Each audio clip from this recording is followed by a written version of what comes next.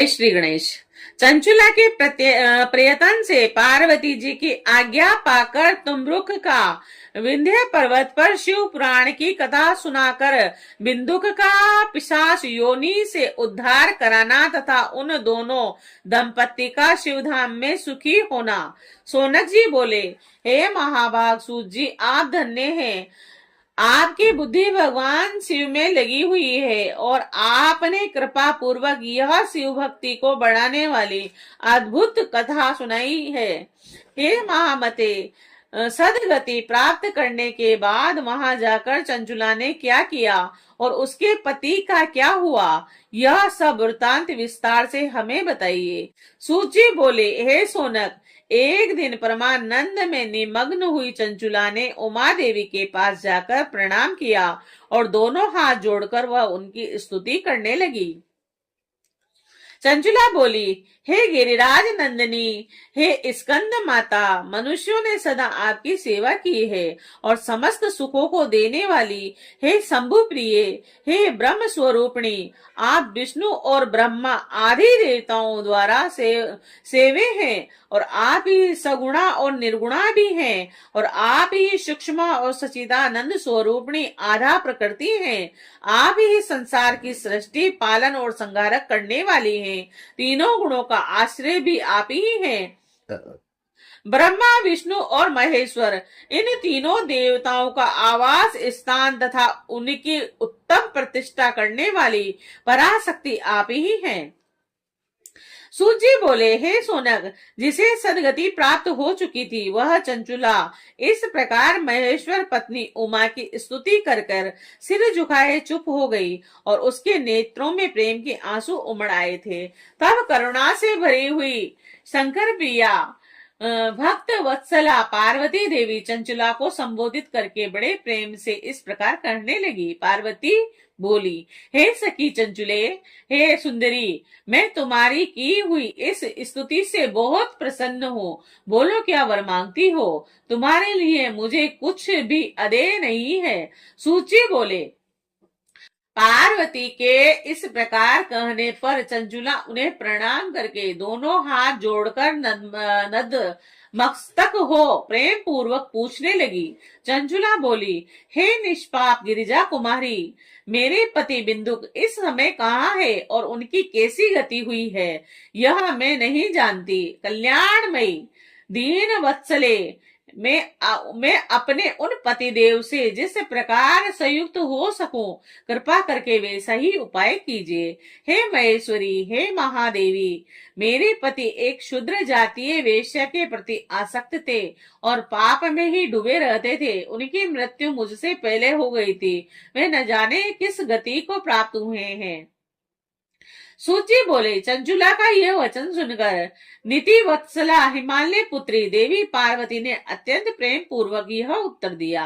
गिरिजा बोली, हे सुते, तुम्हारा बिंदुक नाम वाला पति बड़ा पापी था और उसका अंतकरण बड़ा दूषित था और वेश्या का उपभोग करने वाला वह मामून मरने के बाद नरक में पड़ा और अनगिनत वर्षों तक नरक में नाना प्रकार के दुख भोग कर वह पाप आत्मा अपने शेष पाप को भोगने के लिए विंध्य पर्वत पर पिचास हुआ है और इस समय वह पिचास की अवस्था में ही है और नाना प्रकार के क्लेश उठा रहा है। वह दुष्ट वही वायु पीकर रहता है और सदा सब प्रकार के कष्ट सहता है। सूजी बोले, हे सोनक, गौरी देवी की यह बात सुनकर उत्तम व्रत का पालन करने वाली वह चंचुला उस समय पति के महान दुख से दुखी हो गई और फिर मन को स्थिर करके उस ब्राह्मण पत्नी ने व्यवस्थित हृदय से महेश्वरी को प्रणाम करके पुनः पूछा। चंचुला बोली, हे महेश्वरी, हे महादेवी, मुझ पर कृपा कीजिए और दूषित कर्म करने वाले मेरे उस दुष्ट पति का अब उद्धार कीजिए। हे देवी, कुसंगत बुद्धि वाले मेरे उस परम पापात्मा पति को किस उपाय से उत्तम गति प्राप्त हो सकती है, यह शीघ्र बताइए। आपको नमस्कार है। सूची बोले, उसकी यह बात सुनकर भक्त वत्सला पार्वती जी अपनी सखी चंचुला से प्रसन्न होकर कहने लगी। पार्वती बोली, तुम्हारा पति यदि शिव पुराण की पुण्यमयी उत्तम कथा सुने तो सारी दुर्गति को पार करके वह उत्तम गति का भागी हो सकता है।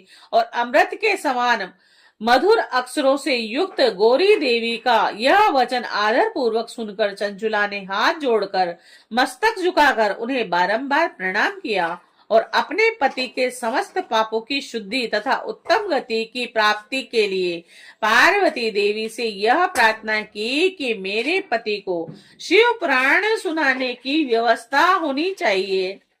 सूची बोले, उस ब्राह्मण पत्नी के बारंबार प्रार्थना करने पर शिव प्रिया गौरी देवी को बड़ी दया आई और उन भक्त वत्सला माहेश्वरी गिरजा कुमारी ने भगवान शिव की उत्तम कीर्ति का गान करने वाले गंधर्व राज तुमरू को बुलाकर उनसे प्रसन्नता पूर्वक इस प्रकार कहा। गिरिजा बोली, मेरे मन की बात को जानकर मेरे अविष्ट कार्य को सिद्ध करने वाले तथा शिव में प्रीति रखने वाले हे तुमरो, मैं तुमसे एक बात कहती हूँ, तुम्हारा कल्याण हो। तुम मेरी इस सखी के साथ शीघ्र ही विंध्या पर्वत पर जाओ और वहां एक महाघोर और भयंकर पिशाच रहता है। उसका वृतांत तुम आरंभ से ही सुनो और मैं तुमसे प्रसन्नता पूर्वक सब कुछ बताती हूँ। पूर्व जन्म में वह पिशाच बिंदुक नाम का ब्राह्मण था। वह मेरी इस सखी चंचुला का पति था, परंतु वह दुष्ट वेश्यागामी हो गया और संध्या स्नान आदि नृत्य क्रम छोड़कर वह अपवित्र रहने लगा। क्रोध के कारण उसकी बुद्धि पर मूर्छा छा गई थी और वह कर्तव्य व्यापकता का विवेक नहीं कर पाता था और अभक्ष्य भक्षण, सज्जनों से देश और दूषित वस्तुओं का दान लेना यही उसका स्वाभाविक क्रम बन गया था। वह अस्त्र शस्त्र लेकर हिंसा करता और बाएं हाथ से खाता और दोनों को सताता और क्रूरता पूर्वक पराये घरों में आग लगा देता था। वह चांडालों से प्रेम करता और प्रतिदिन वेश्या के संपर्क में रहता था। वह बड़ा दुष्ट था। उस पापी ने अपनी पत्नी का परित्याग कर दिया था और वह दुष्टों के संग में निरंतर रहता था और उसने वेश्या के कुसंग से अपने सारे पुण्य नष्ट कर लिए और धर्म के लोभ से अपनी पत्नी को भी निर्भय करके अविचारिणी बना डाला और वह मृत्यु प्रयत्न दुराचार में फंसा रहा और फिर समय आने पर उसकी मृत्यु हो गई और वह पापियों के भोग स्थान घोर यमपुर में गया और वहां बहुत से नरकों को भोग कर वह दुष्ट आत्मा इस समय विंध्य पर्वत पर पिशाच बना हुआ है। वहीं पर वह दुष्ट पिशाच अपने पापों का भल भोग रहा है और तुम उसके आगे यत्न पूर्वक शिव पुराण की उस दिव्य कथा का प्रवचन करो जो परम पुण्यमयी तथा समस्त पापों का नाश करने वाली है। और उत्तम शिव पुराण की कथा के श्रवण से उसका हृदय शीघ्र ही समस्त पापों से शुद्ध हो जाएगा और वह प्रेत योनि का परित्याग कर देगा और दुर्गति से मुक्त होने पर उस बिंदुक नाम पिशाच को मेरी आज्ञा से विमान पर बिठाकर तुम भगवान शिव के समीप ले आओ। सूची बोले, हे सोनक, महेश्वरी उमा के इस प्रकार आदेश देने पर गंधर्व राज तुमरू मन ही मन बड़े प्रसन्न हुए और उन्होंने अपने भाग्य की सराहना की। तत्पश्चात उस पिशाच की सदी साध्वी पत्नी चंचुला के साथ विमान पर बैठ के नारद के प्रिय मित्र तुम्बरू वेग पूर्वक विंध्याचल पर्वत पर गए और जहां वह पिशाच रहता था वहां उन्होंने उस पिशाच को देखा और उसका शरीर विशाल था और उसकी टोड़ी बहुत बड़ी बड़ी थी और वह कभी हंसता, कभी रोता, कभी उछलता था और उसकी आकृति बड़ी विकराल थी और भगवान शिव की उत्तम कीर्ति का गान करने वाले महाबली तुमरू ने उस अत्यंत भयंकर पिशाच को बलपूर्वक पांसों द्वारा बांध लिया।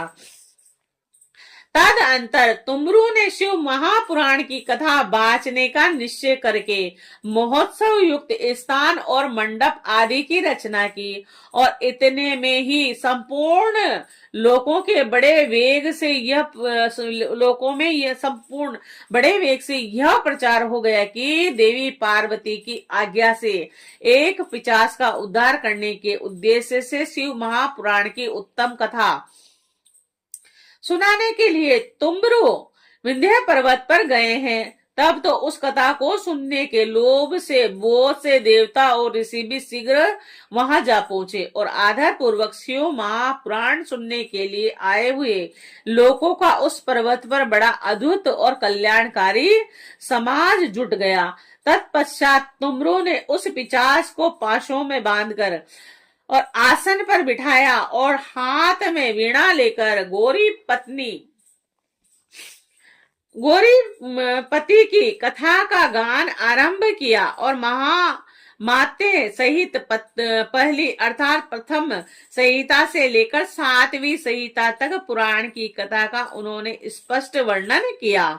7 संहिता वाले पुराण का आदर पूर्वक श्रवण करके वे सभी श्रोता पूर्णतः कृतार्थ हो गए और उस परम पुण्य शिव महापुराण को सुनकर उस पिशाच ने अपने सारे पापों को धोकर उस पेशाचिक शरीर को त्याग दिया और शीघ्र ही उसका स्वरूप दिव्य हो गया और अंग क्रांति गौरव वर्ण की हो गई और शरीर पर श्वेत वस्त्र तथा सब प्रकार के पुरुषोचित आभूषण उसके अंगों को उदासित करने लगे और वह त्रिनेत्रधारी चंद्रशेखर रूप हो गया। इस प्रकार दिव्य देहधारी होकर विमान विंदुक अपनी भार्या चंचुला के साथ सोए भी पार्वती पति भगवान शिव के दिव्य चरित्र का गुणगान करने लगा और उसकी स्त्री को इस प्रकार दिव्य रूप से सुशोभित देखकर वे सभी देवता और ऋषि बड़े विस्मित हुए और उनका चित्त परमानंद से परिपूर्ण हो गया।